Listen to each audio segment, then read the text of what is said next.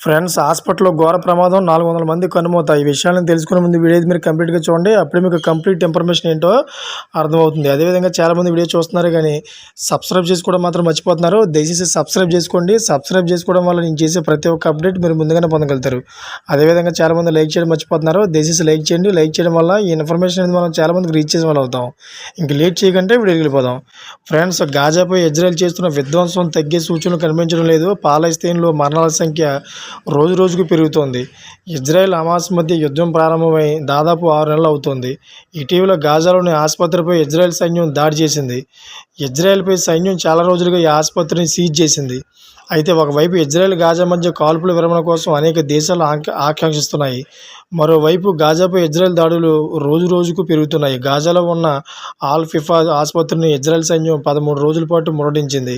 ఈ సమయంలో అది నిరంతరం ఆసుపత్రిపై అనేక దాడులు నిర్వహించింది. ఈ ఇజ్రాయెల్ దాడిలో 400 మందికి పైగా మరణించారు. మరణించిన వారిలో ఆసుపత్రిలో చేరిన రోగులు, ఆరోగ్య కార్యకర్తలు, యుద్ధంలో గాయపడిన వ్యక్తులు ఉన్నారు. గాజాలో 9,000 మందికి పైగా రోగులు ఉన్నారు. వారి పరిస్థితి చాలా విషమంగా ఉంది. వారిని విదేశాలకు తీసుకెళ్లి వీలైనంత త్వరగా చికిత్స అందించాలని ప్రపంచ ఆరోగ్య సంస్థ తెలిపింది. ఆసుపత్రిలో చేరిన వారిలో చాలామంది రోగులు దీర్ఘకాలిక వ్యాధులతో బాధపడుతున్నారు.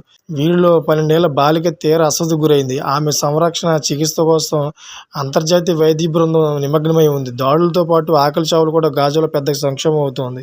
ఫ్రెండ్స్, చూశారు కదా, ఇటువంటి లేటెస్ట్ అప్డేట్స్ కోసం నా ఛానల్ సబ్స్క్రైబ్ చేసుకోండి, గంట బెల్ ఆన్లో పెట్టుకోండి. Thank for watching friends.